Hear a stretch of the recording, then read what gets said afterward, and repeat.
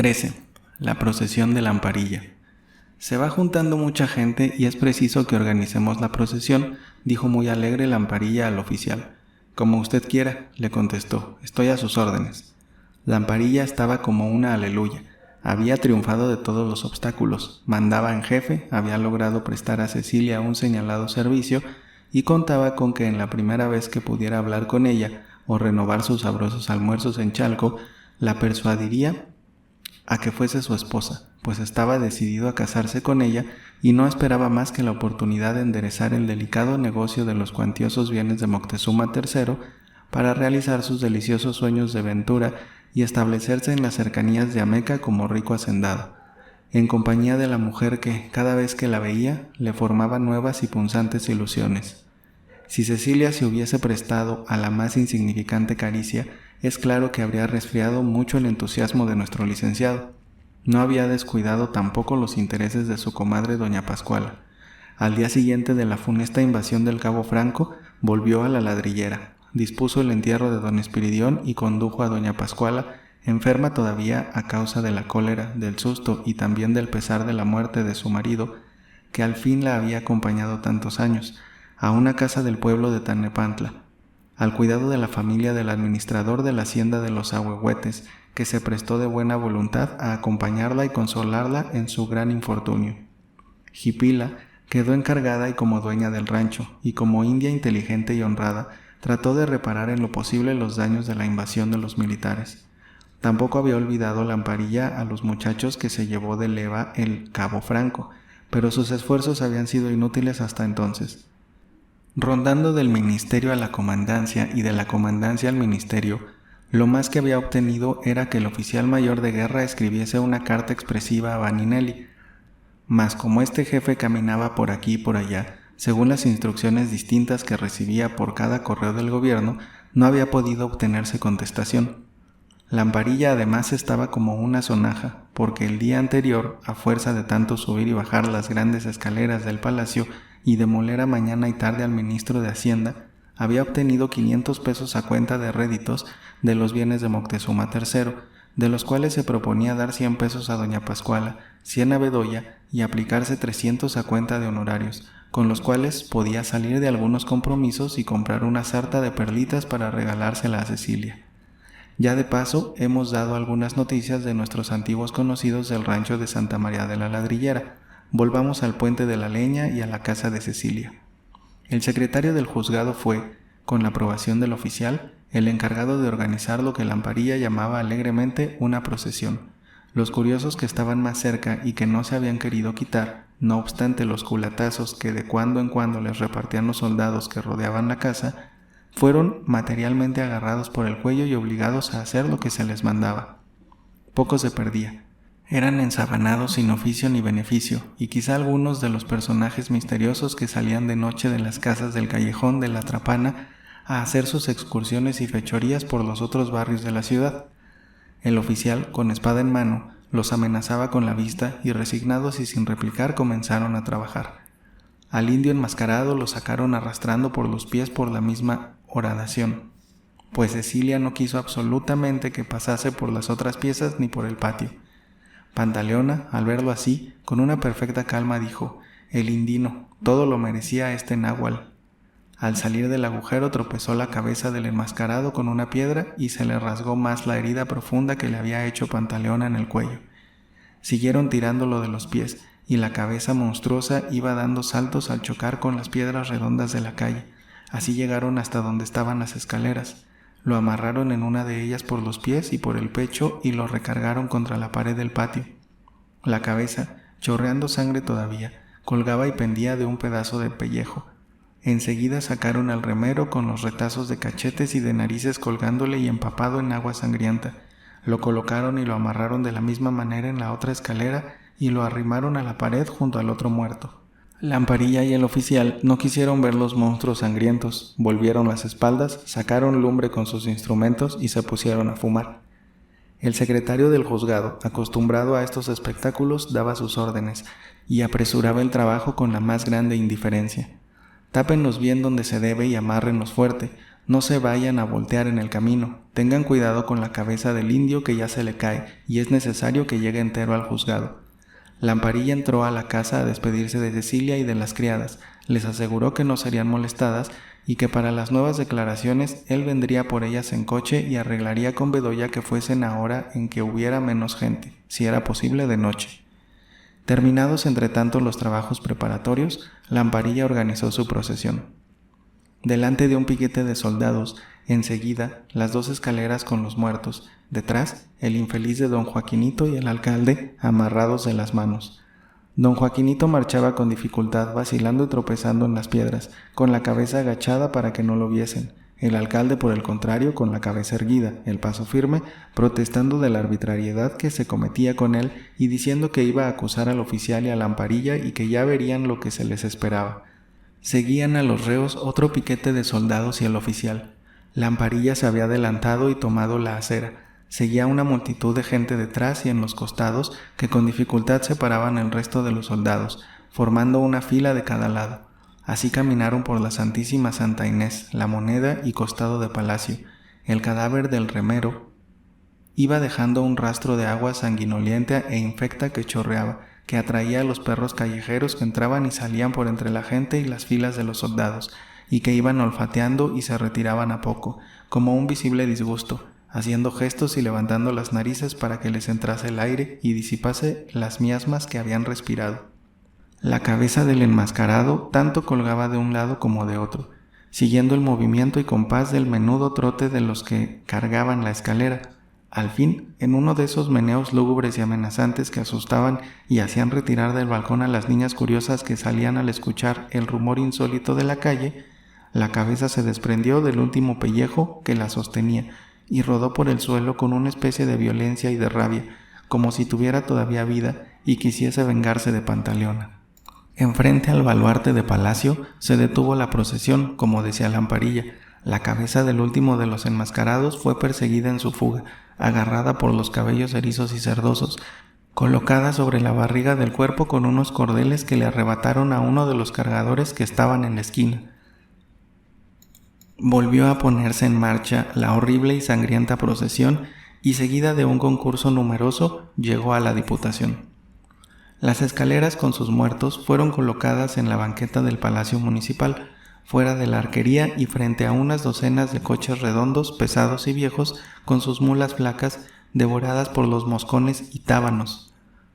Bedoya, sentado en un sillón de banqueta, esperaba lleno de majestad el resultado de la comisión que dio a su secretario, al saber, por el seguro conducto de su cocinera, el tumulto del puente de la leña. El secretario, con lo que había visto, tuvo bastante para sentar las primeras diligencias. Se tomó declaración al oficial, a 2 sargentos y a Lamparilla, y llegó su turno a don Joaquinito y a don Tomás, el alcalde del barrio, a quienes se hizo subir las escaleras del palacio amarrados como habían venido y entre 2 espesas filas de curiosos que formaban valla. Don Joaquinito relató su vida y milagros, protestó que era tan inocente como el día en que lo habían bautizado, pero el alcalde del barrio, rabioso y no sabiendo con quién desquitarse, lo interrumpía y acriminaba, diciendo que era un receptor que admitía prendas robadas y vendía aguardiente hasta las 11 y 12 de la noche. Concluida la declaración de don Joaquinito, que dijo cuanto pudo en su defensa, pero que el secretario no sentó sino lo que le dio la gana, siguió al alcalde, que se manifestó insolente, insultó de nuevo al oficial y a Lamparilla llamándoles entrometidos y concluyó por pedir que se le desatara, se le pusiese en libertad y se le diese una satisfacción. Bedoya, después de una madura reflexión, de hablar algunas palabras en voz baja con el secretario y de guiñar el ojo a Lamparilla, decretó lo siguiente: cítese a la trajinera Cecilia y a su criada Pantaleona.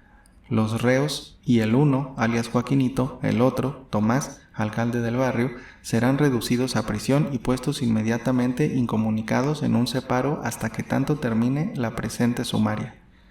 Cítese a los 2 carboneros, presuntos autores del atentado cometido en la casa de Cecilia, alias la trajinera, haciendo una horadación por la pared de la calle e introduciéndose por ella con el designio de robar y matar a la dicha trajinera y sus 2 criadas. Bedoya se levantó de su sillón y salió en compañía de Lamparilla y del oficial. Los 2 presuntos criminales, a pesar de sus protestas, fueron llevados a la cárcel y puestos incomunicados en unas piezas negras infectas y llenas de sabandijas. Los muertos fueron llevados a la acordada a continuar de pronto su eterno sueño a la banca fría y sangrienta.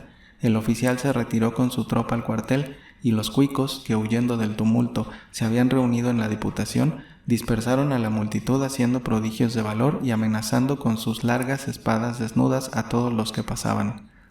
Cecilia y las dos Marías, tan luego como la gente se dispersó y volvió a sus ocupaciones, y la fúnebre procesión organizada por Lamparilla se alejó tomando el rumbo de la Plaza Mayor, se ocuparon activamente de reparar los desastres, tapando con tierra y piedras la horadación y echando cántaros de agua a los suelos manchados con sangre del último de los enmascarados. Concluido este tráfago, aseadas y vestidas de limpio y seguras de que mediante la protección de Lamparilla no serían molestadas, se sentaron a saborear, como si nada hubiese pasado, los excitantes guisos de chile, queso, aguacate y tortillas calientes. Lamparilla se presentó al caer la tarde, les contó lo que el alcalde y el llamado don Joaquinito habían quedado presos e incomunicados, que él, firmando el signo de la cruz, había hecho ante el juzgado las declaraciones necesarias y que en la ciudad no se hablaba de otra cosa, elogiando y admirando el valor que habían tenido, castigando con la muerte a los ladrones que habían intentado robarlas. Cecilia se dejó dar un beso en un carrillo y abrazar fuertemente por Lamparilla diciéndole: «Ahora menos que antes, señor licenciado, ¿qué dirán las gentes de una mujer que fue causa de un tumulto y estuvo en un tris de ser llevada entre filas a la cárcel? Se avergonzaría usted y me aborrecería, y yo me arrojaría de cabeza al canal para no salir ya nunca de él». «Nada importa todo eso», respondió Lamparilla entusiasmado, pretendiendo besar los labios gruesos y encarnados de la frutera. «Deja que gane el negocio de los bienes de Moctezuma III y no habrá obstáculo. Tendremos grandes y hermosas haciendas. Tú las manejarás y dejarás tu puesto, tus canoas y tus casas a Pantaleona, que bien lo merece, pues que te ha salvado la vida». Cecilia no solo estaba agradecida por el servicio que le había prestado Lamparilla, librándola de las garras del alcalde del barrio, sino preocupada ya con el sentimiento tierno que no puede evitar cualquier mujer cuando se persuade de que es sinceramente amada, y en el fondo estaba decidida a entregarse enteramente al licenciado si, ganando el pleito de los Melquiades, lograba entrar en posesión de las haciendas. Ella sería muy útil trabajando y dirigiendo las fincas y el licenciado, viviendo con ella en el campo, no tendría motivo de avergonzarse ni le vendría la idea de aborrecerla. Entraba también por mucho la necesidad de tener un hombre que la defendiese de la obstinada persecución de Evaristo. Realmente sentía que no se hallaba segura ni en su casa de Chalco, ni en el almacén de fruta, ni en el puesto mismo de la plaza del volador. Un día u otro Evaristo mandaría a un asesino que, fingiéndose borracho, la mataría de una pedrada o de un trancazo en la cabeza. Como todo esto y algo más pasaba por su mente cuando Lamparilla la acariciaba, sin reflexión ni voluntad propia, dejó entreabiertos y abandonados sus labios como la flor roja de los jardines que abre sus hojas en las mañanas de primavera y la arranca el primero que pasa, y Lamparilla, entusiasmado, pudo gozar por un instante de ese suave contacto y aspirar el perfume que exhala la mujer limpia, sana y en el pleno desarrollo de su edad. Cecilia no volvió la cara a otro lado ni rechazó a Lamparilla. Habría sido una ingratitud desairar y causar un pesar al que acababa de evitar de la vergüenza y los ultrajes a que trataron de sujetarla pocas horas antes el secretario del juzgado y el alcalde del barrio. Por el contrario, clavando sus brillantes ojos un poco húmedos en Lamparilla, le preguntó con interés: «¿Cuándo cree usted ganar ese pleito de que tantas veces me ha hablado?» «Quizá muy pronto, dentro de 2 meses, dentro de 2 o 3 semanas tal vez», le contestó Lamparilla muy contento, pero algo turbado y conmovido por la victoria que acababa de obtener. «Depende de una noticia que espero de Guadalajara y no tardará en venir. ¿Quién más interesado que yo en terminar un asunto que va a hacerme feliz como ningún hombre lo será? Si tú consientes en acompañarme». Bueno, y yo me alegraré mucho», contestó Cecilia, «pero ya veremos cuando llegue el día en que me avise que todo está arreglado. Por ahora, ¿para qué pensar en cosas que tienen tantas dificultades y puede que nunca se realicen?» Así, de estas y otras cosas y del suceso del día continuaron hablando Cecilia y el licenciado hasta que se hizo de noche.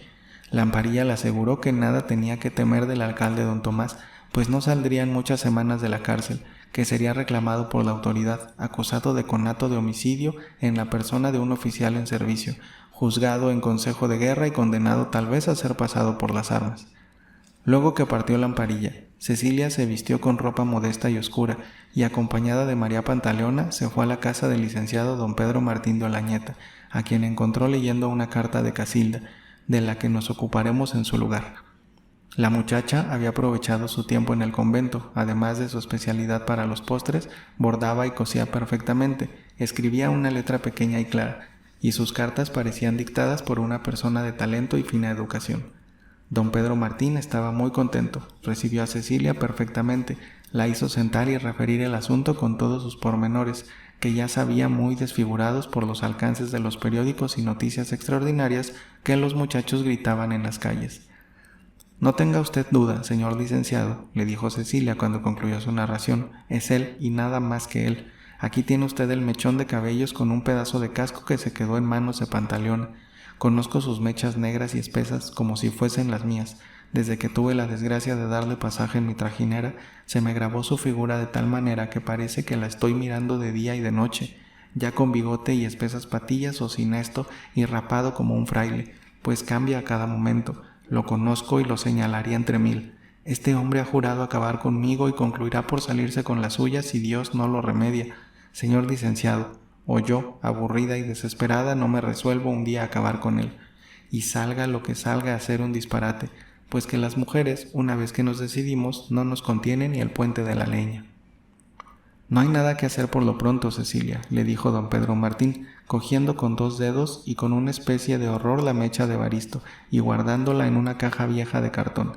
«Ya vendrá su tiempo cuando menos lo esperemos. ¿Qué vamos a hacer ahora contra un capitán de rurales en quien el gobierno ha puesto su confianza, protegido por el coronel Vaninelli, que lo juzga como el hombre más valiente de la provincia de Chalco? Todo lo sé, y sigo desde mi casa la pista de ese bandido. Mucho cuidado y mucha precaución, Cecilia, y no hay que decir ni una palabra a nadie de estas cosas. Te complicarás en una causa que no terminaría nunca, y abandonando tus intereses, concluirías por arruinarte, si antes no te mataba ese hombre». Don Pedro despidió cariñosamente a Cecilia, la que le prometió mandarle al día siguiente la mejor fruta. Las hermanas, que vieron entrar a la frutera, se quedaron detrás de las mamparas y escucharon parte de la conversación. Fue tanta la curiosidad y el interés que despertó en México el drama del Puente de la Leña, que hasta las señoras de saya y mantilla entraban a la plaza y se acercaban al puesto para conocer a la valerosa mujer que, sin recurrir a la policía, sin alborotar el barrio y sin más auxilio que el de Dios, no solo se defendió, sino que castigó terriblemente a los ladrones y asesinos, porque se decía que Cecilia había sucesivamente tirado por los cabellos a 6 ladrones, matándolos después como a corderos en su propia recámara. La frutera, en efecto, al día siguiente fue a dirigir su puesto al mercado, no pensando volver ya a Chalco en mucho tiempo. Escribió a don Muñoz, que ella siempre insistía que era el visitador de México, para que le comprase o se encargase a medias de sus negociaciones. Fue tanta la gente que concurría a comprar la fruta que en una semana quedaron vacíos varios de los almacenes. Los marchantes, sin exceptuar a don Pedro Martín de Olañeta y a los magistrados de la corte, no cesaban de concurrir a llenar sus pañuelos y de hacerle los más exagerados elogios por su valor. Y por más que les repetía que ella dormía profundamente cuando aconteció el suceso, no la querían creer y se quedaban mirando con cierta admiración mezclada de miedo a la robusta y guapa heroína, cuya hazaña se recordaba todavía algunos años después. Cecilia y las 2 Marías volvieron a su vida habitual, sin más diferencia que pusieron un velador en la azotea de la casa y otro en la calle con su farolito, su chuzo y su pito para pedir auxilio en caso de necesidad. Un detalle todavía más importante: Lamparilla, disfrazado, esperaba a Cecilia en las cercanías de su casa, en una de sus sabrosas pláticas y en una noche lluviosa y cargada de electricidad, y sin duda mucho influyó esto. Cecilia le dijo: «Pues que usted lo quiere, licenciado, me casaré con usted luego que gane el negocio del rey Moctezuma III, lo quiero a usted bien y de todo corazón». Lamparilla, casi loco de entusiasmo, fue a participar a Bedoya su buena suerte, rogándole terminara la causa para que la frutera y sus Marías no tuviesen necesidad de ser ya citadas al juzgado. Bedoya, de pronto, declaró bien preso a don Joaquinito y entregó a la autoridad militar al insolente alcalde, el cual, mientras se le formaba juicio por conatos de asesinato en la persona de un oficial en servicio, fue enviado a la fortaleza de Perote.